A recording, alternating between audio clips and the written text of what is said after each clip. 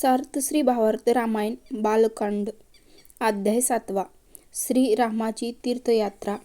श्री सद्गुरु रामचंद्राय नमः.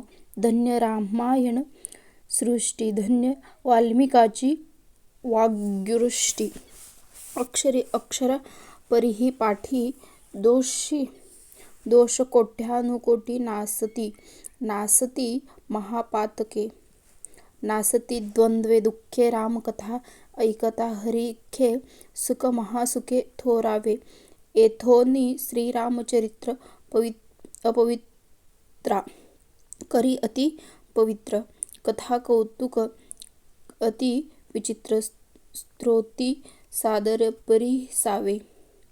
श्रीराम जन्मामुळे लंकेत कोलाहल. श्रीराम जन्माला अयोध्यापुरी, तव वीज पडे लंकेवरी. भूस्फोट नगरद्वारी, विघ्ने दुःखकारी. अपजाती रावण, जव भद्री चढे तव मुकुट पाय. यावरी पडे वायुघाते, छत्र पडे मोडे.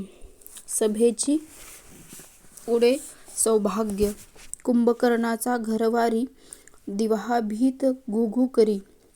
इंद्रजित आरशा भीतरी, देख अशीर शरीर. मंदोदरीची गळसरी, तुटोनी पडे अग्नी भीतरी. तिथे हे काडी जव सुंदरी, तव भस्म करी हुताशन. ऐसे विघ्नाचा आर्तव तेने, राणी महास आकांत. येणे राक्षस कुळाघात, हाहाभूत निशाचार. रावण सांगे भयंकरी, दृढपणे असा रे नगरी. येथोनी कोणी न जावे दूरी, अहोरात्री सावध. प्रधानाधिक सभयानक, तीही थोर घेतला धाक. रावण लागी धुक अरिष्ट, आटंक देखोनी. श्रीरामदिक पुत्रांचे संस्कार व अध्ययन. एकीकडे अयोध्यासी जाण, श्रीवशिष्ठ आपण. चौघा कुमारांचे विधान, संस्कार पूर्ण करविता झाला.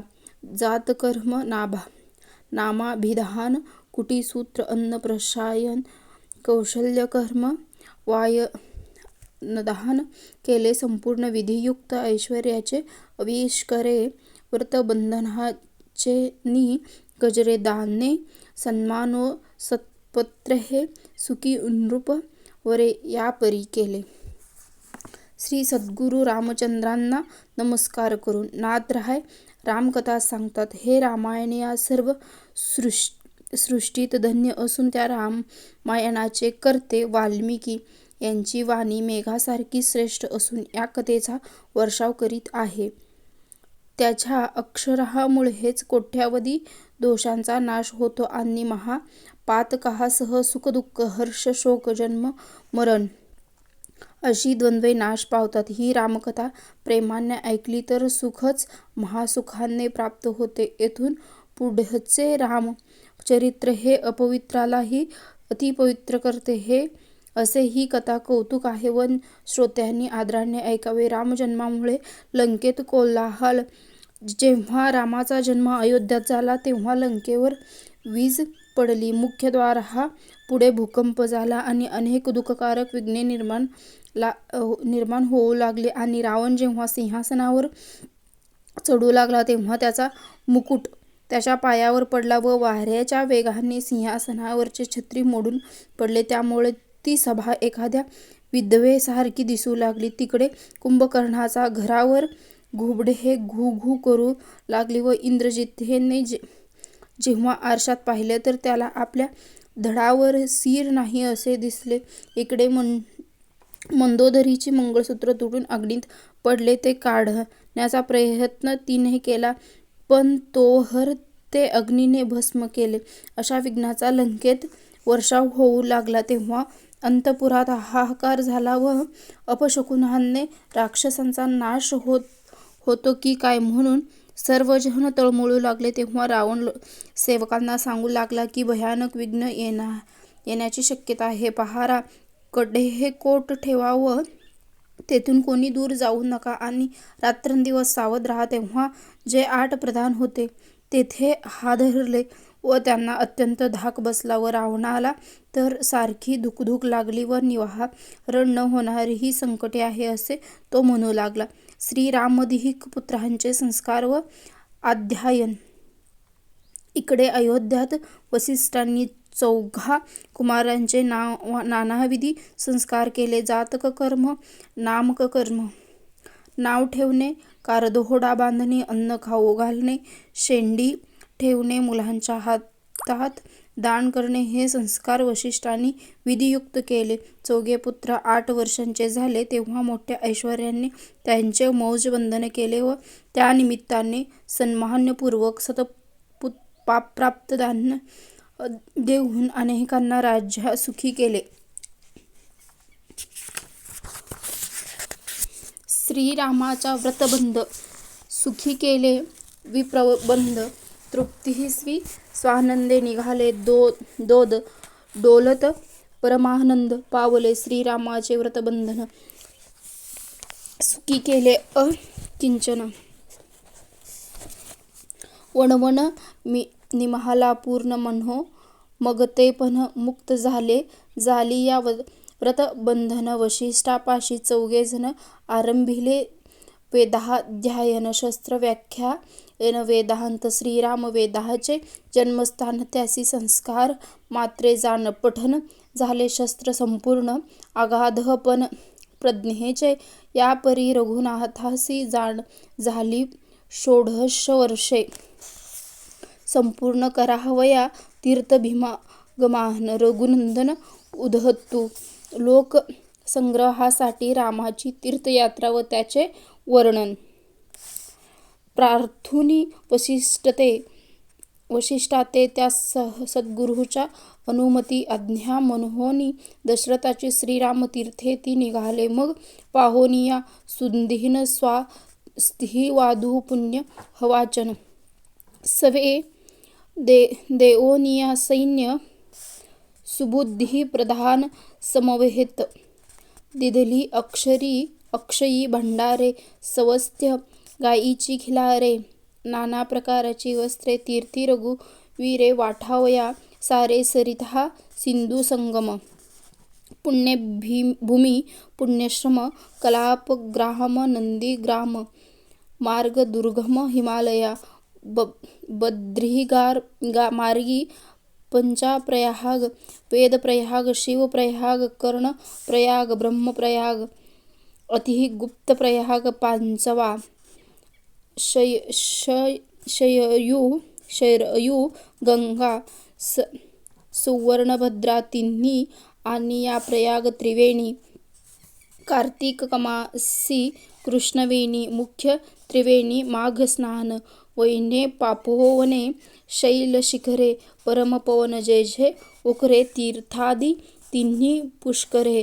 तीर्थक्षेत्र विधियुक्त नैमिषारण्य धर्मारण्य चंपकारण्य ब्रह्मारण्य.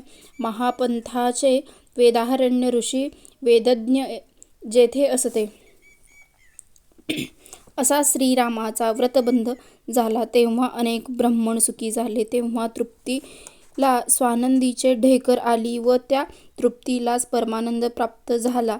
रामाने मौजबंधनामुळे अतिशय दारिद्र्य सुद्धा सुखी झाले व त्यांची दगदग नाहीसा झाला आणि मागतेपणापासून ते मुक्त झाले. मौजबंधने झाल्यानंतर 4 जण वसिष्ठाजवळ येऊन त्यांनी वेदांचा अभ्यास सुरू केला. शास्त्र व्याख्यान उपनिषद याचेही अध्ययन ते करू लागले. श्रीराम हे वेदांचे जन्मस्थान असून सुद्धा त्यांना अभ्यासासाठी निर्धारपूर्वक संस्काराची शिकवण देऊन सर्व ज्ञान संपन्न केले. रामाची बुद्धी अशी अगाध आहे की वचन केल्याबरोबर सर्व वेदशास्त्रे त्यांना पाठ झाली. याप्रमाणे राम 16 वर्षाचे झाले. आता तीर्थयात्रा करावी म्हणून त्यांनी श्रीराम तयार झाले. लोकसंग्रहासाठी रामाची तीर्थयात्रा व त्यांचे वर्णन. श्रीरामाने वसिष्ठांची प्रार्थना करून आज्ञा घेतली व दशरथांच्या परवानगीने ते तीर्थयात्रेला निघाले. तीर्थयात्रा या मंगल कार्यानिमित्त देवतार्चन व पुण्यवाचन म्हणजेच अशा मंगल कार्यासाठी पुण्यकर्माने सुरुवात करावी. राजाने असे पुण्यवाचन करून रामाबरोबर बरेच सैन्य व बुद्धिमान प्रधान दिले. न संपणारी धनाची भंडारे रामाबरोबर दिली व वासरासहित गायीची कळपे आणि नाना प्रकारचे वस्त्रे तीर्थक्षेत्रात दान करण्यासाठी म्हणून भरपूर प्रमाणात रामाबरोबर दिली. तेव्हा श्रीरामांनी सरोवर, नद्यांचे, समुद्राला मिळणारे हे संगम, पुण्यभूमी, पुण्यश्रम, प्रयागादी पंचगामी नदीग्राम आणि दुर्गम अशी हिमालयाची यात्रा केली. खडतर असे बंदरी, केदार, पंचप्रयाग, वेदप्रयाग, शिवप्रयाग, कर्णप्रयाग, ब्रह्मप्रयाग आणि अतिगुप्तप्रयाग या 5 प्रयागाचे स्नान केले.